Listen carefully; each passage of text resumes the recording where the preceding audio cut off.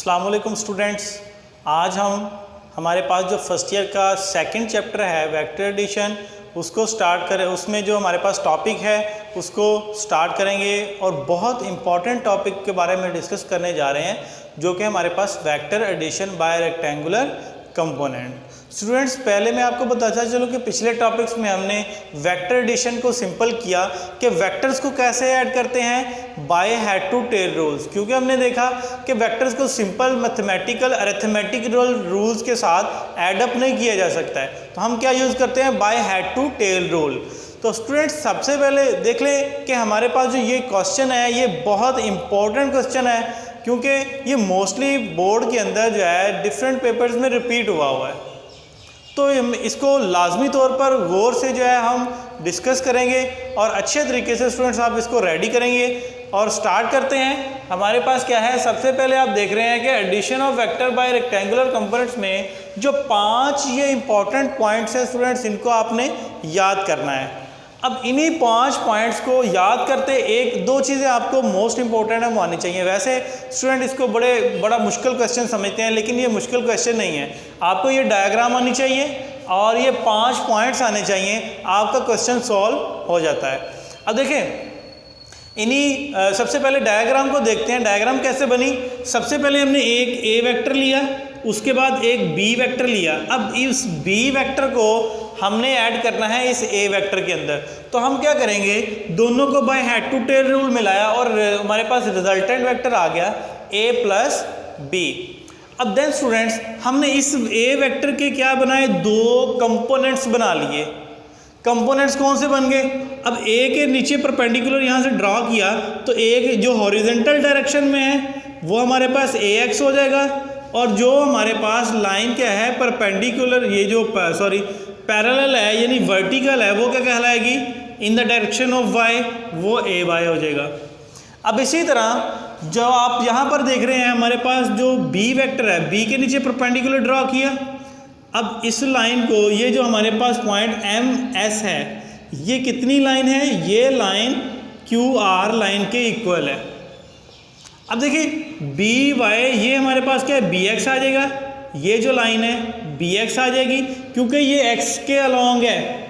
और इसी तरह जो हमारे पास ये वर्टिकल लाइन के अलॉन्ग है, इसे हम क्या बोलेंगे, बी वाई बोलेंगे। अब उसके बाद ये हमने क्या है, आर वेक्टर बनाया। आर वेक्टर के हमारे पास जो है रिजल्टेंट वेक्टर, इसके जो हमारे पास 2 कंपोनेंट्स बनेंगे एक्स और वाई, वो कौन से, यहाँ से यहाँ तक हमारे पास आर वेक्टर है, और यहाँ से यहाँ तक का जो डिस्टेंस है, इसको बिल्कुल यहाँ तक का ये डिस्टेंस क्या है, एक्स के अलॉन्ग है, तो इसको आर एक्स कहेंगे। और वाई का कंपोनेंट वर्टिकल यहाँ पर ख़त्म हो रहा है, यहाँ से लेकर, तो हम इसकी लेंथ यहाँ से कंसीडर करेंगे यहाँ तक, तो ये क्या बन गया, आर वाई बन गया। अब स्टूडेंट्स, सबसे पहले हम देखें, हमने स्टेप्स में लिखा, इन्हीं स्टेप्स को अगर हमने याद करके लिख लिया तो हम इसको फॉलो करते हुए क्वेश्चन को सॉल्व करेंगे। पहला पॉइंट क्या है, find X and Y component of all vectors. तो सब कंपोनेंट्स के ऑल वेक्टर यानी ऑल वेक्टर्स के एक्स और वाई कंपोनेंट बना लेते हैं हम। सबसे पहले हमारे पास क्या है, ए। अब देखिए हमारे पास ए के जो कंपोनेंट है वो ए के हमारे पास 2 कंपोनेंट आ जाएंगे। एक एक्स कंपोनेंट, इसको बोलेंगे ए एक्स प्लस ए वाई, ठीक हो गया। या हम इसको इस तरह कह सकते हैं, x component a x plus B x आ जाएगा। अब इसी तरह स्टूडेंट्स, दूसरा हमारे पास क्या है, ए वाई और बी हमारे पास वेक्टर है, उसके 2 कंपोनेंट्स कौन से बनेंगे, एक हमारे पास बी एक्स बनेगा और दूसरा बी वाई बनेगा। अब स्टूडेंट्स, हमने इसके 2 कंपोनेंट्स बना लिए हैं। ए के हमारे पास कंपोनेंट बने एक्स और वाई, और बी के भी बी एक्स और बी वाई। अब हम बात करेंगे कि हमारे पास क्या है, 2 कंपोनेंट्स तो बना लिए। अब आर के कंपोनेंट्स बना लेते हैं, क्योंकि 3 वेक्टर्स हमारे पास है, एक ए है, एक बी और एक उनका रिजल्टेंट वेक्टर आर है। तो आर के कंपोनेंट्स जब बनाएंगे तो वो हमारे पास r x plus are y होगा। क्योंकि यहाँ पर आप देख सकते हैं कि हम देख रहे हैं कि जो ओ आर है, o r o r equal to किसके है स्टूडेंट्स हमारे पास, o are is equal to है हमारे पास ए एक्स, ये जो डिस्टेंस है ये ओ आर तक का, पहले तो ये इतना डिस्टेंस जो कि यहाँ तक है, यहाँ तक ये distance O Q plus O से क्यू तक, और आगे क्या है इतना डिस्टेंस क्या है, इसको ले लेंगे क्योंकि ये इसके पैरेलल लाइन है, M S plus M S. अब इसी तरह हम कह सकते हैं कि O are is equal to O Q plus ये पॉइंट क्या है, जितनी एम एस लाइन है उतनी हमारे पास क्यू आर लाइन है, तो दोनों पैरेलल हैं, इसको हम कह सकते हैं क्यू आर बी। सो ये जो हमारे पास वैल्यू क्या आ गई, r is equal to r x plus are y आ गया।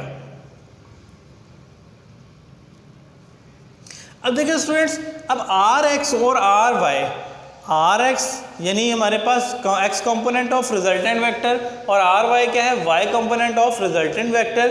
अब इनको हम क्या करते हैं, ये हमने पहला पॉइंट जो है वो डिस्कस कर लिया, हमने तीनों वेक्टर्स के एक्स और वाई कंपोनेंट बना लिए। यहाँ पर सेकंड पे चलते हैं, सेकंड भी हमने कर लिया, find x component of R X. अब आर एक्स के हमने जो कंपोनेंट फाइंड करने हैं, R X component of R X कैसे फाइंड करेंगे, by adding x component of all vectors, यानी आर एक्स के हमने कंपोनेंट कैसे निकालने हैं कि तमाम वेक्टर्स के जो x कंपोनेंट हैं उनको आपस में ऐड करके, तमाम कितने हैं, a और b है। अब ax प्लस bx और इसी तरह आर वाई स्टूडेंट क्या हो जाएगा, ay प्लस by। अब ये हमने क्या है, यहाँ तक ये हमने क्या है पहला पॉइंट डिस्कस किया और उसके बाद हमने ये दूसरा पॉइंट डिस्कस कर लिया। अब देन थर्ड पॉइंट को डिस्कस करने जा रहे हैं। थर्ड पॉइंट स्टूडेंट लिखा हुआ है कि find Y component of R Y resultant vector by adding Y components, ये सेकंड पॉइंट हो गया और वाई कंपोनेंट हमने फाइंड कर लिया, ये थर्ड पॉइंट हो गया। अब इसी तरह फोर्थ पॉइंट क्या है, find the magnitude of R by formula. अब मैग्नीट्यूड फाइंड करनी है, पॉइंट नंबर 4। मैग्नीट्यूड कैसे फाइंड करेंगे, हमारे पास फॉर्मूला होता है R is equal to under root R X का स्क्वायर प्लस आर वाई का स्क्वायर। तो देन स्टूडेंट्स हम क्या करेंगे कि in the rectangular component form, अब यहाँ पर एक चीज़ आपने देखनी है कि एक्स के अलोंग क्या है, आई यूनिट वेक्टर होता है और ये क्या है आई यूनिट वेक्टर, और इसी तरह y के अलोंग j होता है और इसके अलोंग भी j। अब दूसरे नंबर पर देखें कि ये जो हमारे पास कंपोनेंट x का आ जाएगा, ये आ जाएगा ax plus bx into iota. हमने जो i यूनिट वेक्टर है, यूनिट वेक्टर उसको कॉमन ले लिया दोनों में से, इस पूरे का स्टूडेंट्स क्या हो जाएगा, होल का स्क्वायर हो जाएगा प्लस इसी तरह हम आर वाई के कंपोनेंट, आर वाई किसके इक्वल है, a y plus B y into j unit vector, इसका स्क्वायर हो जाएगा। और स्टूडेंट्स देन हमारे पास इसके ऊपर क्या है, अंडर रूट मौजूद है, स्क्वायर रूट मौजूद है, स्क्वायर रूट लगाएंगे। अब देखिए यहाँ पर हमने क्या किया कि जो आयोटा, जो यूनिट वेक्टर है, ये जो आयोटा है, इसका जब स्क्वायर लेंगे या किसी भी यूनिट वेक्टर का स्क्वायर लेते हैं तो वो हमारे पास क्या है, अगर आई का स्क्वायर, आई का डॉट आई करें तो वैल्यू हमारे पास क्या है, आई स्क्वायर वो क्या होता है 1 के इक्वल होता है। अब देखें आयोटा का स्क्वायर है, आयोटा का स्क्वायर क्या होगा हमारे पास -1, और -1 के ऊपर स्टूडेंट्स आप देख रहे हैं कि अगर यहाँ पर माइनस लगाएंगे तो माइनस का अगेन स्क्वायर है तो हमारे पास क्या वैल्यू आ जाएगी 1 आ जाएगी, यानी आयोटा के साथ लेंगे, iota is equal to 1, J dot J is equal to 1, K dot के इक्वल टू 1, यानी डॉट प्रोडक्ट अगर किसी भी एक वेक्टर का उसी अपने ही सेल्फ प्रोडक्ट लिया जाए अपने ही वेक्टर से तो वैल्यू 1 आती है। और यहाँ पर क्या वैल्यू 1 आ गई, जे की जगह पे भी जे का स्क्वायर क्या हो जाएगा 1 आ जाएगा, तो वैल्यू हमारे पास रिमेनिंग क्या आ गई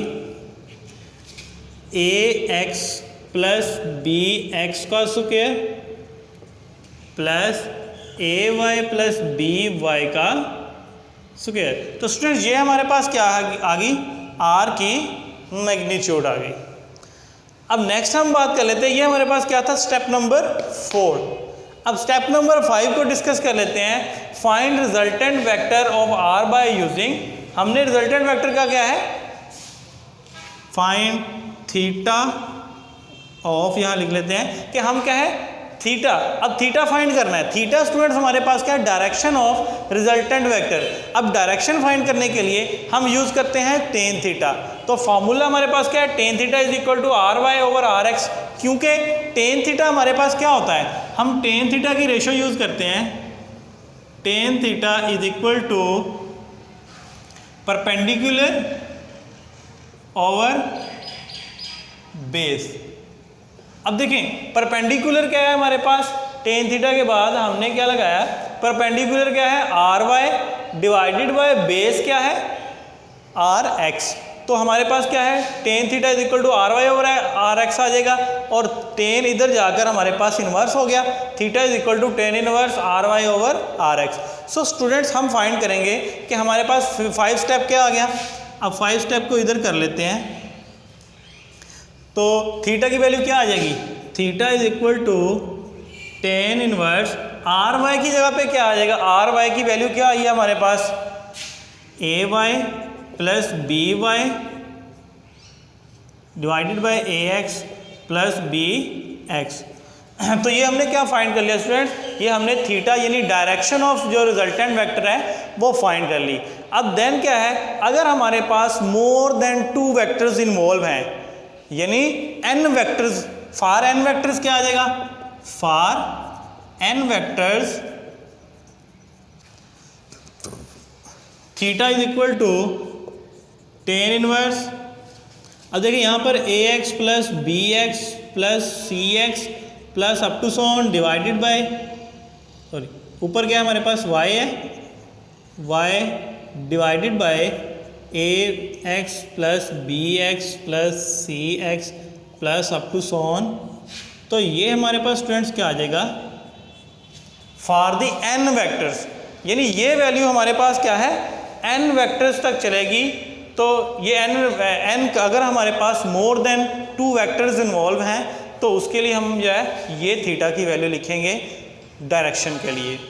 अब हम इसके बाद स्टूडेंट्स यहाँ तक हमारे पास 5 हमने डिस्कस किया कि पहले 5 कंपोनेंट्स जो है ये याद करेंगे, इनको लिखेंगे, और डायग्राम को हमने देखा। पहले कंपोनेंट को हमने देखा एक्स और वाई कंपोनेंट फाइंड किए, ए के बी के और आर के। पहला स्टेप कंप्लीट हो गया, यानी हमारे पास हम क्या आ गया resultant vector r is equal to r x plus are y. फिर उसने कहा कि second find x component of resultant vector by adding का x component of all vector. हमने रिजल्टेंट वेक्टर फाइंड किया किस तरह, सारे वेक्टर कितने रह गए थे 2 ए और बी, दोनों के कंपोनेंट्स को ऐड करके, और इसी तरह वाई फाइंड किया थर्ड स्टेप के अंदर उसने वाई का।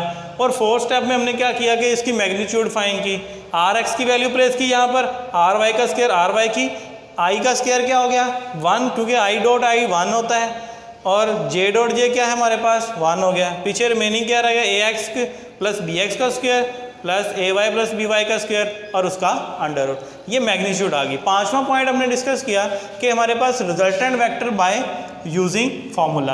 अब देखिए टेन थीटा क्या होता है हमारे पास परपेंडिकुलर ओवर बेस। परपेंडिकुलर क्या बन रहा है ये, और ये क्या है आर वाई, बेस क्या बन रहा है इसका हमारे पास आर एक्स बन रहा है, यानी आर एक्स बनेगा।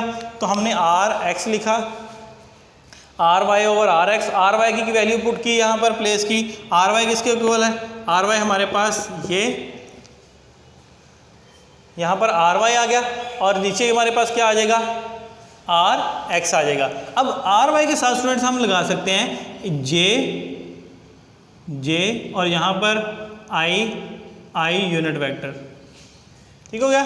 तो स्टूडेंट्स ये हमारे पास क्या आ गया 5th पॉइंट कर लिया हमने डायरेक्शन फाइंड करने के लिए रिजल्टेंट वेक्टर की।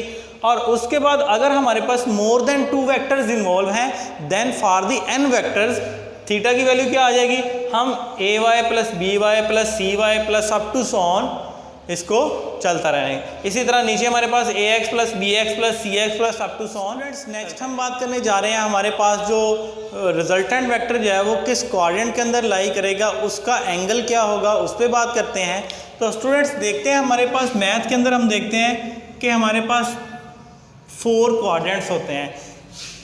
ये हमारे पास एक्सिस क्या है, x और x प्राइम, और ये y है और इसके ऑपोजिट में हमारे पास y प्राइम होता है। यहाँ पर x की वैल्यू पॉजिटिव, यहाँ पर x की वैल्यू नेगेटिव। अब फर्स्ट क्वाड्रेंट ये हमारे पास आ गया, फर्स्ट क्वाड्रेंट ये हमारे पास सेकंड क्वाड्रेंट आ गया, और थर्ड क्वाड्रेंट ये हमारे पास फोर्थ क्वाड्रेंट आ गया। Very simple way to write this students. और यहाँ पे क्या है, फोर्थ है। अब सबसे पहले आपने नोट करना है कि पहले क्वाड्रेंट के अंदर x की वैल्यू पॉजिटिव है, y की भी पॉजिटिव है। हम लिखेंगे x is equal to positive और y भी हमारे पास पॉजिटिव। और यहाँ पर सेकंड क्वाड्रेंट के अंदर अगर देखें तो सेकंड क्वाड्रेंट के अंदर हमारे पास क्या है, y की वैल्यू पॉजिटिव है, x की वैल्यू नेगेटिव है।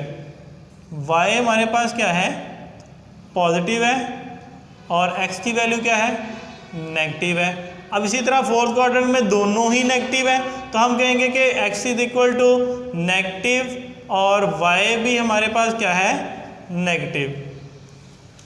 अब फोर्थ क्वाड्रेंट में हमारे पास क्या, x की वैल्यू पॉजिटिव है और y की वैल्यू स्टूडेंट्स क्या है, नेगेटिव। अब इन्हीं कंडीशंस को हमने जहन में रखते हुए रिजल्टेंट वेक्टर का पता चलाना है कि रिजल्टेंट वेक्टर किस क्वाड्रेंट में लाई करेगा। अगर 2 कंडीशन दी जाएं, कौन कौन सी कंडीशन? पहली कंडीशन ये है कि अगर r x की वैल्यू हमारे पास जो है वो पॉजिटिव हो और r y नेगेटिव हो, देन जो है रिजल्टेंट वेक्टर किस क्वाड्रेंट में लाई करेगा। तो स्टूडेंट्स हम देखते हैं कि सबसे पहले हमने देखा ये हमारे पास x, ये x प्राइम आ गया, ये y और इसके ऑपोजिट में y प्राइम। अब आर एक्स की वैल्यू पॉजिटिव और आर वाई की नेगेटिव कहाँ पर है, किस क्वाड्रेंट में होती है? हम जानते हैं कि जहाँ पर आर एक्स की वैल्यू पॉजिटिव, एक्स की वैल्यू पॉजिटिव, वाई की नेगेटिव। ये क्या है, एक्स की पॉजिटिव, दोनों पॉजिटिव है, तो ये एक्स, ये हमारे पास क्या है, एक्स की पॉजिटिव, तो वाई की क्या है, नेगेटिव। तो हम कहेंगे कि ये क्वाड्रेंट किस क्वाड्रेंट में रिजल्टेंट वेक्टर लाई करेगा, फोर्थ क्वाड्रेंट में, यानी रिजल्टेंट वेक्टर आर आ गया इन द फोर्थ क्वाड्रेंट। तो स्टूडेंट्स यहाँ पर जो फोर्थ क्वाड्रेंट में एंगल होता है वो कितना होता है, टोटल एंगल यहाँ से हमारे पास कितना बनता है, 360 बनता है। तो हम क्या करेंगे कि ये एंगल क्या है, 360 से कम आ रहा है, तो हम क्या करेंगे 360 माइनस जो phi is equal to theta. ये हमारे पास एंगल क्या आ गया, 360 माइनस फाई। अब उसके बाद सेकंड कंडीशन स्टूडेंट्स ये है कि अगर आर एक्स की वैल्यू भी पॉजिटिव हो, आर वाई की वैल्यू भी पॉजिटिव हो, तो देन रिजल्टेंट वेक्टर कहाँ पर लाई करेगा, देन रिजल्टेंट वेक्टर हमारे पास x है, यहाँ पर x प्राइम है, यहाँ पर y है, यहाँ पर y प्राइम है। तो रिजल्टेंट वेक्टर कहाँ पर लाई करेगा, अगर दोनों ही पॉजिटिव है, तो जैसा कि यहाँ पर देख रहे हैं फर्स्ट क्वाड्रेंट में दोनों पॉजिटिव हैं, तो हम कहेंगे कि रिजल्टेंट वेक्टर हमारे पास लाई करेगा इन द फर्स्ट क्वाड्रेंट। तो फर्स्ट क्वाड्रेंट में एंगल की वैल्यू क्या है, 90 की इक्वल होती है, तो हम कहते हैं कि वो एंगल क्या है, वो बेसिकली थीटा ही होगा, theta is equal to phi, theta is equal to phi, यानी वो एंगल जो है वो थीटा के ही इक्वल होगा जो फर्स्ट क्वाड्रेंट में लाई कर रहा है।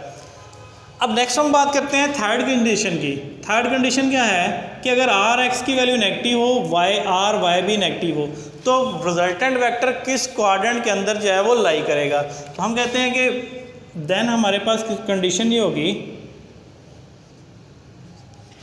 X X prime Y Y prime. अब देन थर्ड कंडीशन के अंदर हमारे पास दोनों नेगेटिव है, तो दोनों नेगेटिव कहाँ पर हमारे पास, थर्ड क्वाड्रेंट में, तो रिजल्टेंट वेक्टर कहाँ पर लाई करेगा, थर्ड क्वाड्रेंट में। तो स्टूडेंट्स यहाँ पर एंगल कितना होता है, 180।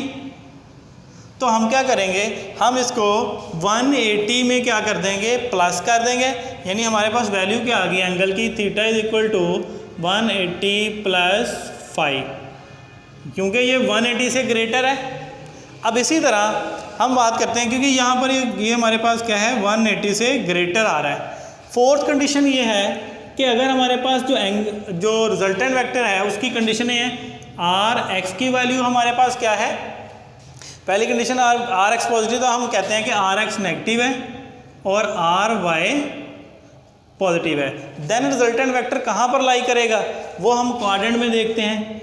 क्वाड्रेंट के अंदर हमने देखा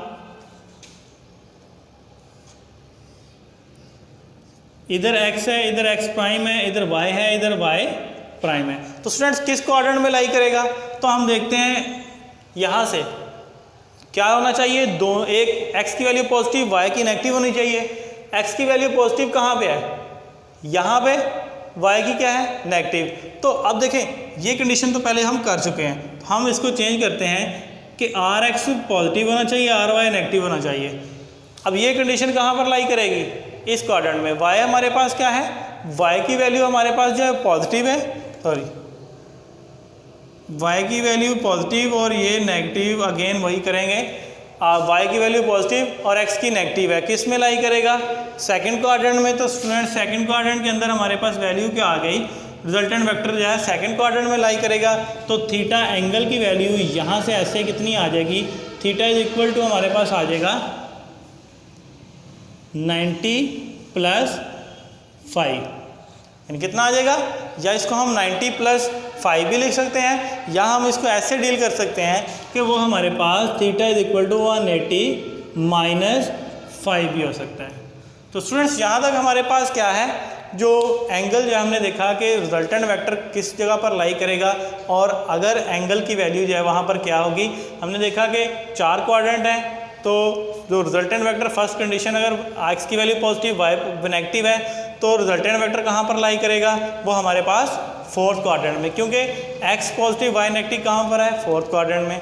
अब इसी तरह हमने यहाँ पर देखा कि हमारे पास दोनों पॉजिटिव कहाँ है, पहले क्वाड्रेंट में थीटा इज इक्वल टू क्या होगा, 5 के होगा, थीटा इज इक्वल टू 5 के होगा।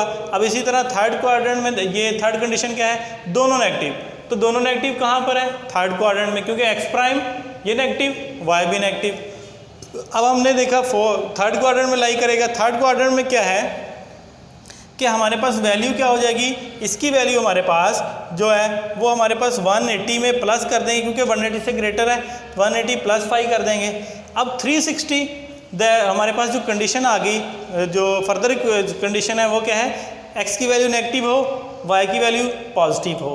तो हम क्या करेंगे कि हमारे पास जो थीटा की वैल्यू आएगी, पहले तो देखेंगे कि रिजल्टेंट वेक्टर कहाँ पर लाई कर रहा है, x नेगेटिव y पॉजिटिव, कहाँ पे है, x नेगेटिव यहाँ पे है, y पॉजिटिव यहाँ पे है, तो सेकंड क्वाड्रेंट में लाई करेगा। और यहाँ पर एंगल की वैल्यू कितनी आ रही है, 90 से ग्रेटर है, तो या तो हम इसको लिख सकते हैं 90 + 5, या लिख सकते हैं theta is equal to 180 minus, यानी 180 से क्या है लेस है, यहाँ पर 180 बनता है, 180 से लेस है, 180 - 5 आ जाएगा।